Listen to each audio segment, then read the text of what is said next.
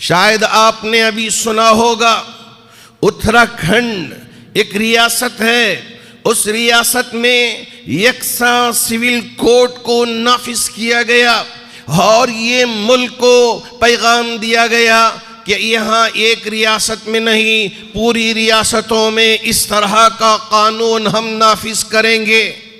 ये यकसा civil code है क्या?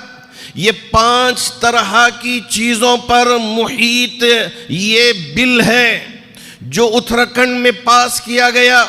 एक है शादी ब्याह, दूसरा है तलाक, तीसरा है वरासत और चौथा है नान नफका और 5वां है लेपालक बिल।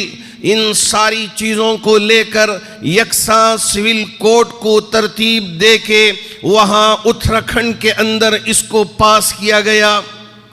चूँकि ये हमारा मुल्क बड़ा अजीम मुल्क है, ये गंगा जमुना तहजीब का गहवारा मुल्क है, यहाँ मुख्तलिफ मज़ाहिब के मानने वाले बरसों से बड़ी मोहब्बत के साथ ज़िंदगी गुजर बसर करते आ रहे हैं। यहाँ हमारे हिंदू भाई अपने मज़हब पर अमल करते हुए उनके मुताबिक शादी ब्याह रचवाते आ रहे हैं। इसी तरह हमारी ईसाई बिरादरी वो अपने मज़हब के मुताबिक निकाह करते हैं या मैरिज करते हैं और उसके मुताबिक वो ज़िंदगी गुजार लेते हैं।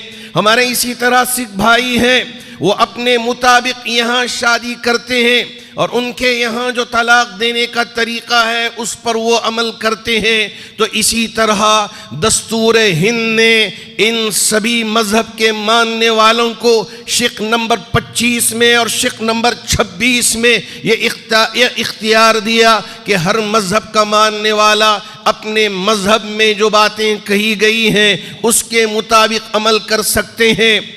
और इसके अलावा जितनी चीज़ें हैं चोरी से मुतालिक हो और दूसरी जो चीज़ें हैं सूद से मुतालिक हो, अब जो बैंकिंग सिस्टम है उस पर मुसलमान भी अमल करता है, लेकिन सूद कभी अपने लिए हलाल नहीं समझता।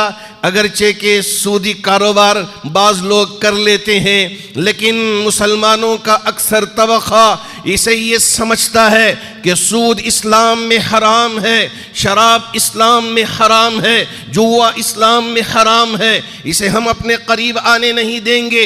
बाज़ लोग इसे अपना लेते हैं, तो इसका मतलब ये नहीं कि जो हराम चीज़ है वो हलाल हो गई। और इसी तरह ज़िना हराम है, ज़िना हम नहीं कर सकते। अगर किसी मुसलमान ने ज़िना कर लिया इसका मतलब ये नहीं कि ये हलाल हो गया, वो हराम है, हराम रहेगा, क़ियामत तक हराम रहेगा।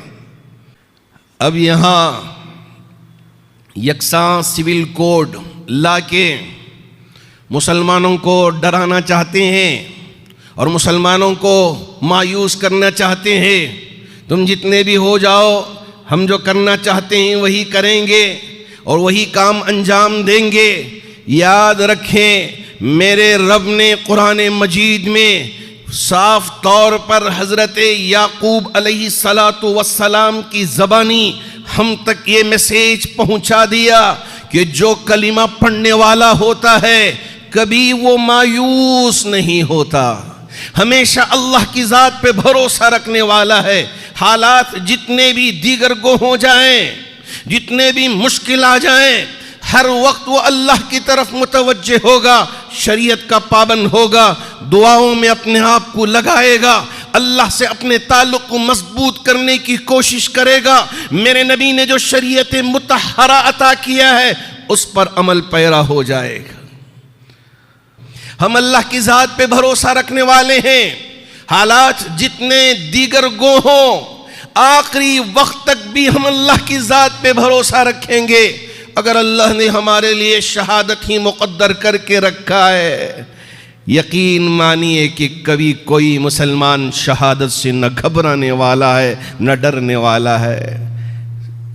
खुशी खुशी अपने गले से लगाएगा, यूं कहेगा कि जन्नत मेरी मुंतज़िर है, इंशाअल्लाह शहादत से कभी मैं घबराने वाला नहीं।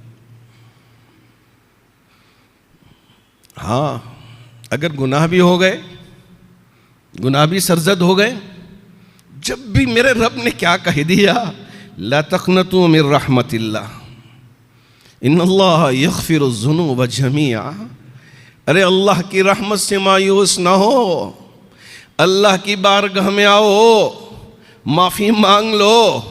इन्नल्लाह यग़फ़िरुज़्ज़ुनूब जमीअहा, जितने गुनाह तुमसे सरज़द हो गए, मेरे रब की ज़ात तो वो है तुम्हारे तमाम गुनाहों को बख्श। तो इसलिए आप ये ना समझें कि उत्तराखंड में अगर पास हो गई बिल तो अब यहाँ पूरे मुल्क में लागू हो गई तो हम क्या करें। कभी मुसलमान इस तरह की चीज़ों से डरने वाला नहीं है। तो यहाँ तलाक़ का मसला है, शादी ब्याह का मसला है। चूँकि ये मुल्क ये अज़ीज़ मुल्क है, इस मुल्क से हम बड़ी मोहब्बत करते हैं, इसलिए कि हमको अल्लाह ने यहीं पैदा किया। मेरे नबी ने फरमाया, जिस मिट्टी में तुम पैदा हुए उस मिट्टी से तुम मोहब्बत करो, मेरे नबी ने सिखाया है। और उस मुल्क की हिफाजत करना, जी हाँ, इसके लिए भी तैयार हैं और शरीयत के पाबंद भी हैं।